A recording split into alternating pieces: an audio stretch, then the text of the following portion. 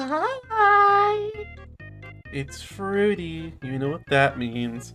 It means I need content. And today we're doing a board breaker video because other than exactly Joshua Smith, nobody's talking about board breakers yet this format. They're all just like, yes, we gotta talk about the hand traps. The hand traps are the best cards to talk about. Let's talk about the hand traps.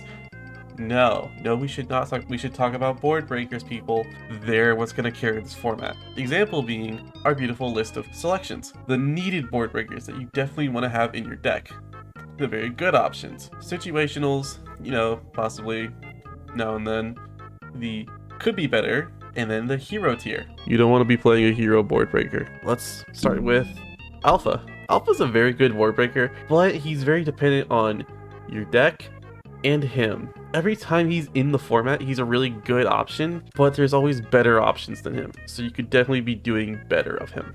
Change of Heart and Mind Control, I'm going to put them next to each other. These both are very good situational options. If you're in the mirror or possibly in something completely different, I would definitely say this is definitely the ones you should go for. But if you don't really rely on monsters to really go for game, or other certain ways, don't bother with them. Cosmic Cyclone is a very good situational. It definitely relies more on how many more back row heavy decks are going to be seeing in the format. Labyrinth's definitely a very big option happening, but definitely nothing too crazy. So I would say very fine. Dark Hole, very nice option. Sets up a lot of actual in-graveyard effects actually, but also could plus your opponent in the process. But very nice if you need to clear the board. Dark Ruler No More, I'm going to put as very good actually. You really do want to be playing Dark Ruler No More if you can. It shuts down your opponent's effects, which right now currently is very okay because not many effects actually are in heavy negation mode. But for the off decks like Dragon Link, Plunder, and like all the other random stuff, you definitely want to be having a Dark Ruler in there somewhere. Droplet currently is also situational. I don't know, could be better. It could be better. Mostly because in this format currently, if you're playing Droplet, you could be playing Dark Ruler for relatively the same amount of price, and it would have less effect on you. Evenly matched is necessity. You want evenly in your deck if you need it. There's not really much of a reason I need to tell you why. Banishing all your opponent's cards face down on their field is absolutely cracked. It should not be this, but here we are. Chalice is a very good option for if you want to be a budget version of Droplet, but it's fine. Cosmic, I know it's a different Cyclone. It's nice, but definitely not needed anymore. It was very good during tier format and other versions of it, but definitely not as good as currently anymore. Kaijus, in general, are very good. You definitely want to be playing at least a 3 of Kaijus when your opponent actually is playing a deck that just sits on a Rise Heart or Shangri-Ira or something. Kaijus definitely help the deck a lot. I can never figure it out. I'm gonna call it Kari, because I know it's something in there with the Kari. We'll throw a picture up for it for me, because I don't have just like any idea of what the name of this is right now. But Kari is very good.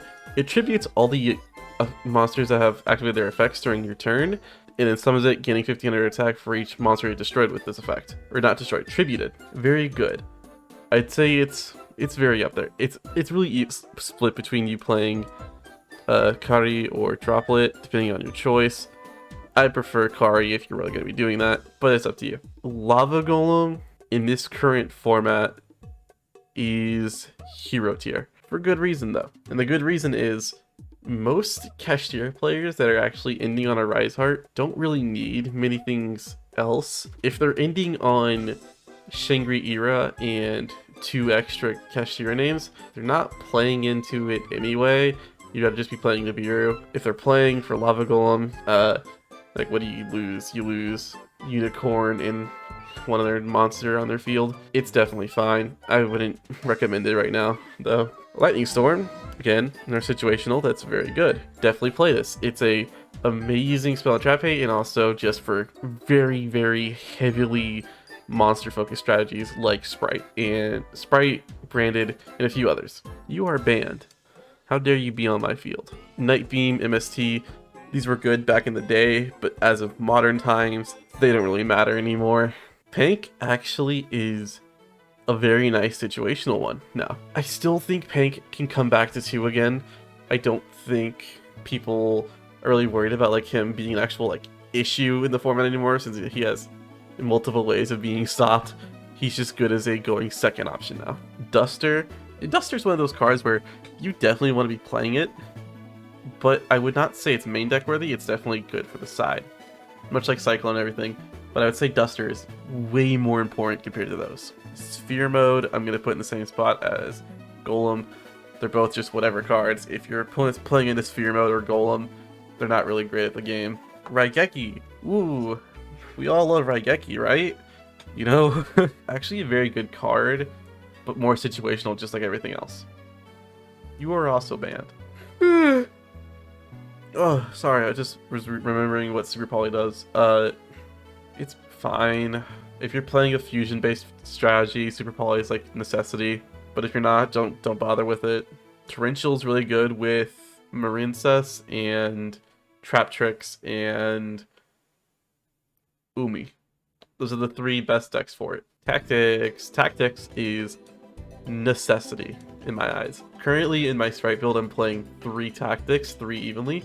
This helps so much with the deck. You have no idea. Tactics just being like a guaranteed way to either draw, take a monster, or anything I need is so good. Evenly being a way to clean up the field if necessary are both very great options. Slayer is a beautiful card. Definitely not worth the price tag though. Underworld Goddess is very good. It lets you link away one of your opponent's material. Plays with IP, it becomes an interruption during your opponent's turn. It's amazing. Zeus, if you can play Zeus, you should be playing Zeus, yeah. If your deck has at least a way to make exceed type focus attacks, definitely be playing Zeus. If not, it's fine. You don't need to play it, but if you can, you definitely should. As you can see, I'm already done. I don't know, we're just trying to rush through this video because it's currently 1 in the morning. I'm dead fucking tired and I just want to go sleep in my big fucking comfy bed, but I gotta make a video so people realize that I'm epic and I actually do care about you guys. Happy Pride.